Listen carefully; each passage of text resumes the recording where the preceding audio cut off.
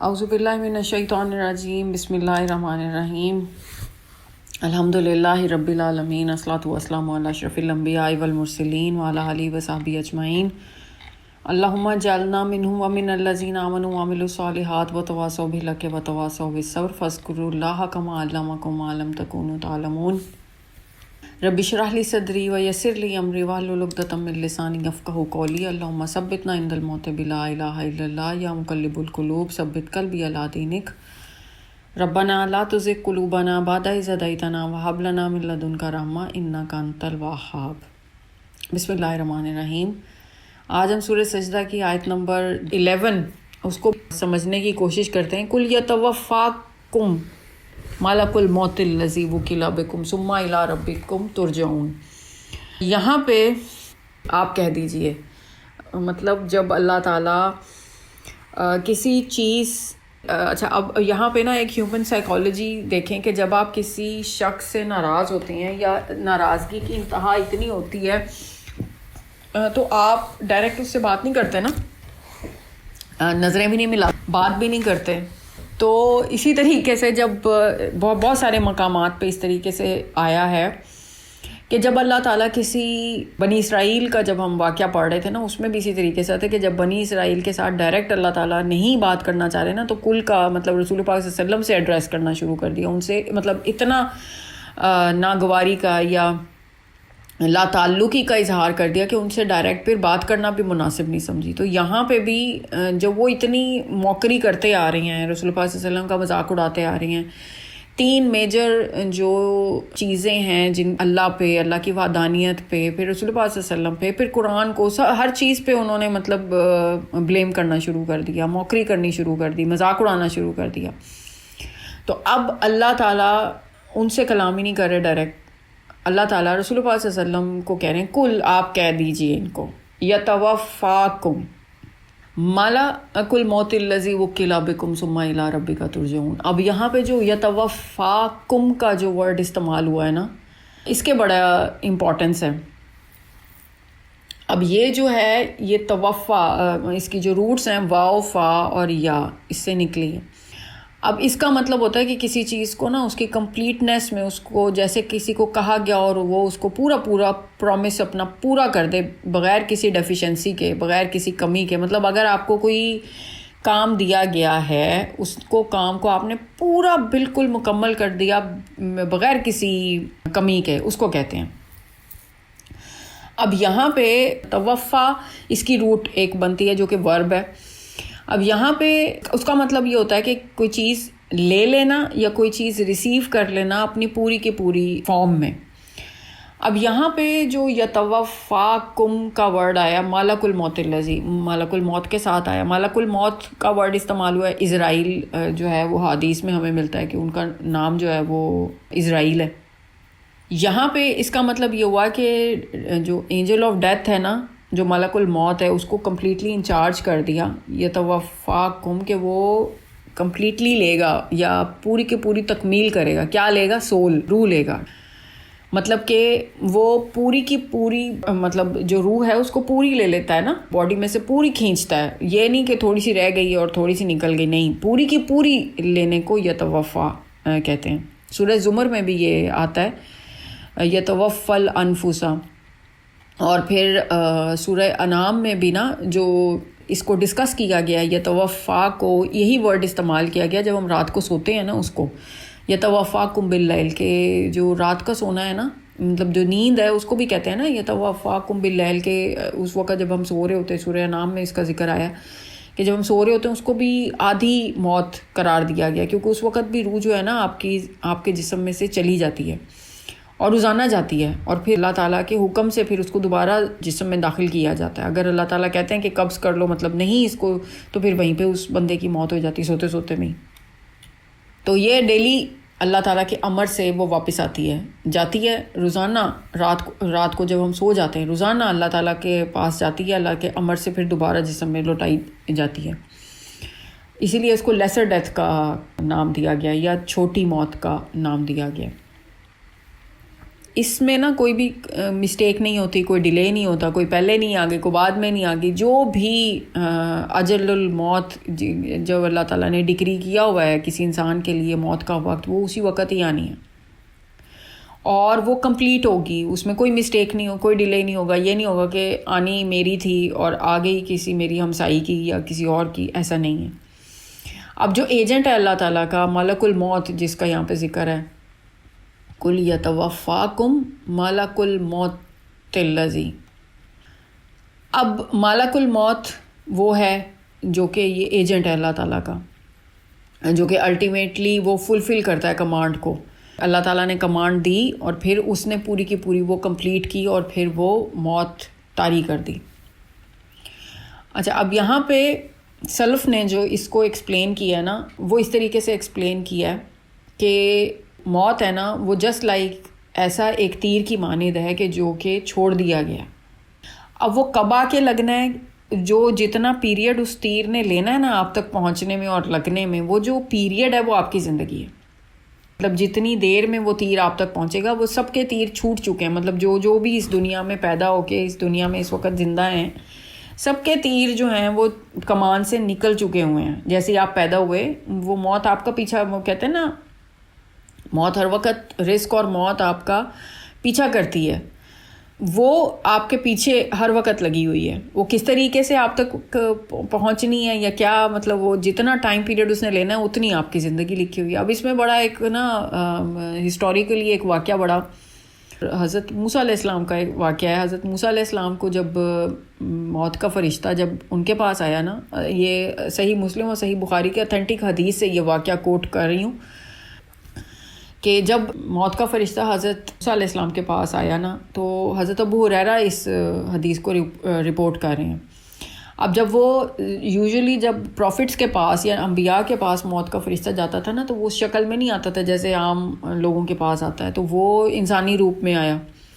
اب جب وہ انسانی روپ میں ان کے گھر میں داخل ہوا تو انہوں نے کہا کہ یہ کون ہے کہ جو بغیر اجازت کے ہی میرے گھر میں آ گیا. نارملی جب آپ کسی کے گھر میں جاتے ہیں تو اجازت لے کے جاتے ہیں نا, تو وہ بغیر اجازت کے سیدھا ہی گھر کے اندر آ گیا. تو ان کو غصہ چڑھا, انہوں نے رکھ کے مکہ مارا. اب وہ کیونکہ بہت زیادہ غصے والے اور بڑے وہ طاقتور تھے, تو وہ اس کی آنکھ پھوٹ کے باہر آ گئی. موت کا فرشتہ تھا جو انسانی روپ میں آیا ہوا تھا, اس کی آنکھ پھوٹ کے باہر آ گئی, مطلب آنکھ ضائع ہو گئی. اب وہ جو فرشتہ تھا نا وہ واپس چلا گیا. اب اس نے جا کے اللہ تعالیٰ کو کہا کہ اتنی زور سے وہ جو تھپڑ مارا کہ وہ آنکھ ہی ضائع ہوگی. تو وہ جب واپس اللہ تعالیٰ کے پاس گیا تو اس نے کہا کہ آپ نے مجھے ایسے اپنے بندے کے پاس بھیجا جو مرنا ہی نہیں چاہتا. اس نے دیکھے میری آنکھ جو ہے وہ پھوڑ دیا. اللہ تعالیٰ نے پھر اس کی آنکھ ٹھیک کی اور پھر اس کو دوبارہ بھیجا ایک اور میسج کے ساتھ. اب اس نے کیا کہا, اس نے کہا کہ اللہ تعالیٰ آپ کو کہہ رہے ہیں, حضرت موسیٰ علیہ السلام کو کہا کہ آپ کو نا اللہ تعالیٰ کہہ رہے ہیں کہ آپ آکس کے پیچھے نا بیل کے مطلب پیٹھ کے اوپر نا ہاتھ رکھیں, جتنی آپ کے ہاتھ کے نیچے بال ہوں گے نا اتنے آپ کو عمر دی جائے گی. اس ہر بال کے بدلے آپ کو 1 سال دیا جائے گا. مطلب اگر 100 بال آ گئے تو 100 سال آپ کو دیے جائیں گے. تو اس نے جو فرشتہ تھا نا, اس نے ویسے کا ویسا میسج جو ہے حضرت موسیٰ کو دے دیا. پھر حضرت موسیٰ نے اس سے پوچھا کہ اس کے بعد کیا ہوگا. اس نے کہا کہ اس کے بعد پھر موت ہوگی, مطلب موت تو آنی ہے, اس کے بعد آئے گی.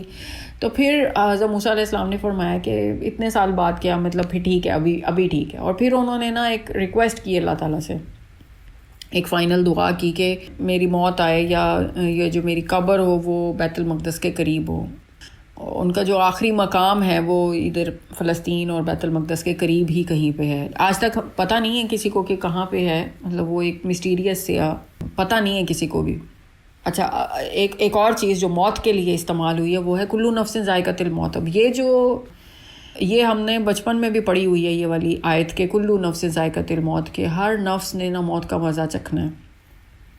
اب یہاں پہ ذائقہ اگر ہم دیکھا جائے تو ذائقہ تو چیزوں کا ہوتا ہے نا, جیسے کھانے کا ذائقہ ہوتا ہے, جیسے سویٹس کا ذائقہ ہوتا ہے, ہم ذائقہ کو چکھتے ہیں. تو یہاں پہ اللہ تعالیٰ نے کبھی ہم نے غور کیا کہ اللہ تعالیٰ نے جب بھی موت کا ذکر کیا ہے نا تو ذائقے کا ذکر کیا ہے. تو ذائقے کا اس سے کیا لینا دینا ہے. یہ جو پوری فریز ہے نا کلو نفس ذائقۃ الموت, قرآن پاک میں 3 مرتبہ ظاہر ہوئی ہے, 3 ڈفرینٹ مقامات پہ یہ ظاہر ہوئی ہے.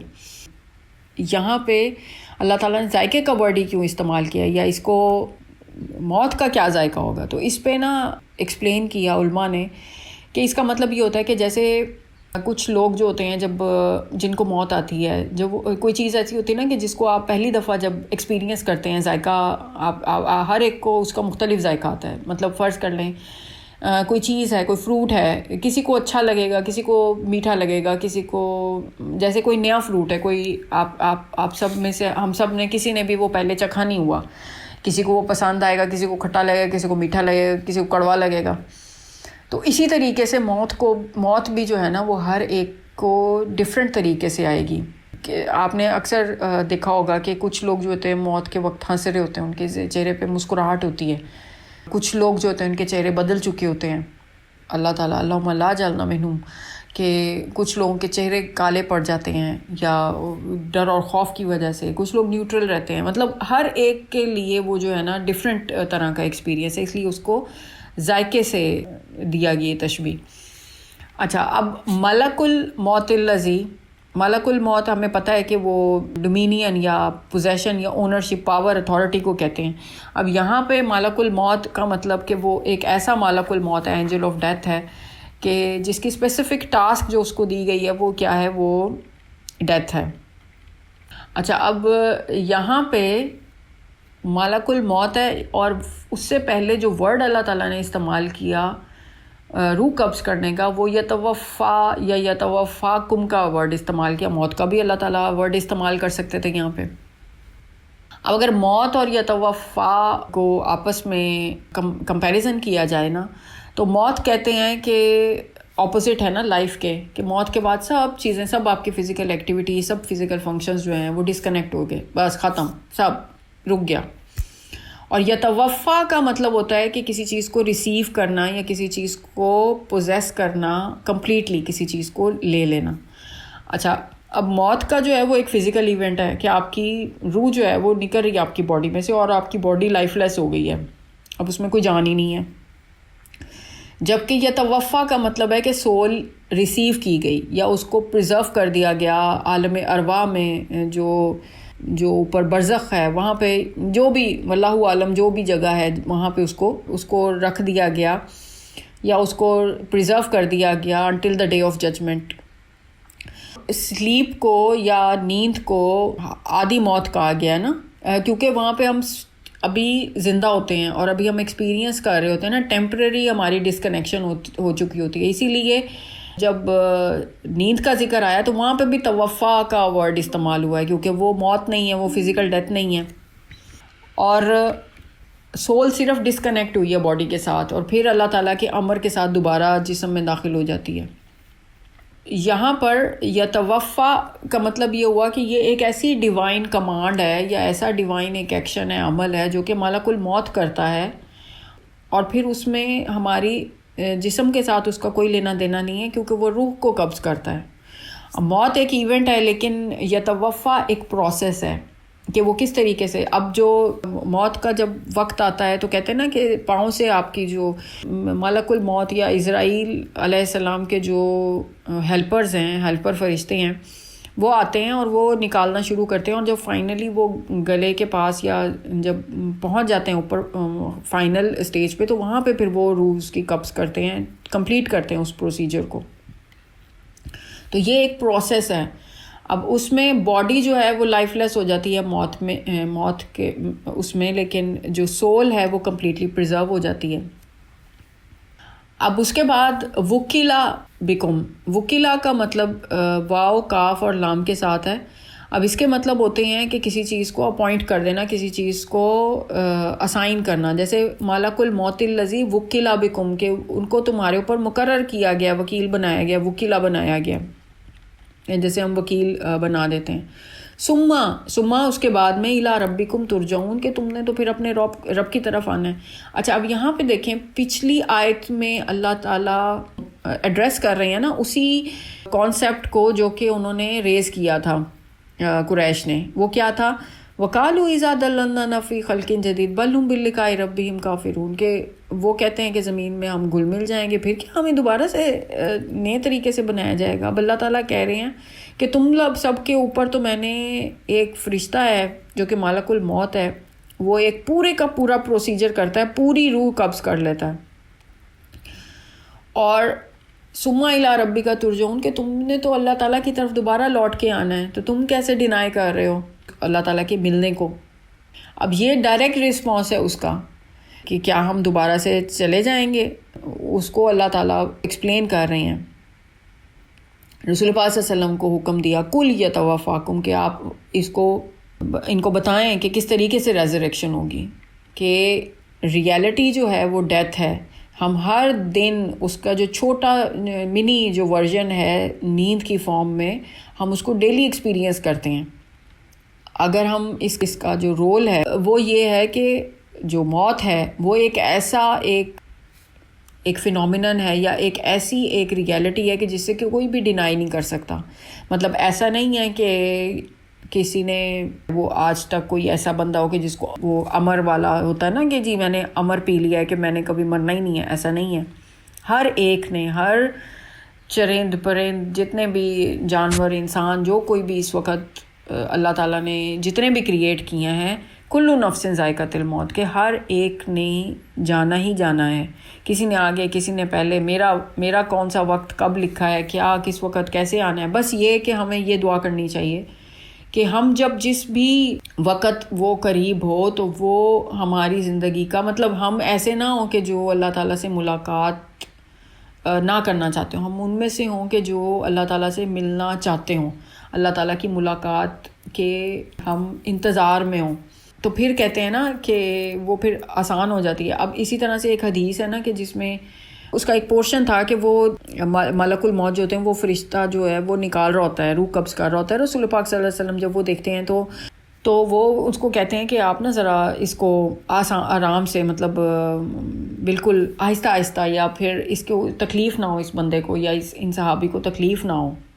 تو پھر اینجل آف ڈیتھ ہیں یا ملک الموت ہے، وہ کہتے ہیں کہ میں بہت زیادہ ہارش نہیں ہوتا، مطلب بڑی ہی آرام سے یا بڑی ہی نرمی کے ساتھ میں روح قبض کرتا ہوں جو بلیورز ہوتے ہیں یا جو ایمان والے ہوتے ہیں۔ لیکن جب کفار کی میں نے روح قبض کرنی ہوتی ہے نا تو وہ اس طریقے سے ہوتا ہے کہ آپ نے سلک کا کپڑا ہو نا، اس کو اگر لوہے کی کنگھی ہو جس کے وہ دندے سے وہ نکلے ہوئے ہوں اور اس کے اوپر وہ سلک کے کپڑے کو ڈال کے نکالا جائے، مطلب اتنے برے طریقے سے اس کو پل کیا جاتا ہے جو کفار ہوتے ہیں یا جو ڈس بلیورز ہوتے ہیں۔ اس کو امام القرطبی نے بتایا کہ اللہ تعالیٰ نے جب اینجل آف ڈیتھ کو، موت کے فرشتے کو جب اپوائنٹ کر دیا تو وہ اللہ تعالیٰ کی کمانڈ کو فلفل کرتے ہیں۔ ملک الموت نے کہا کہ جب میں روح قبض کرنے لگتا ہوں یا جب میں کسی کی بھی جان نکالنے لگتا ہوں تو پھر وہ مجھے برا بھلا کہتے ہیں۔ ظاہری بات ہے کہ دیکھیں جب کوئی آپ کا پیارا دنیا سے چلا جاتا ہے تو آپ یہی کہیں گے نا کہ مطلب کیوں لے گیا یا کیوں ایسے کیا۔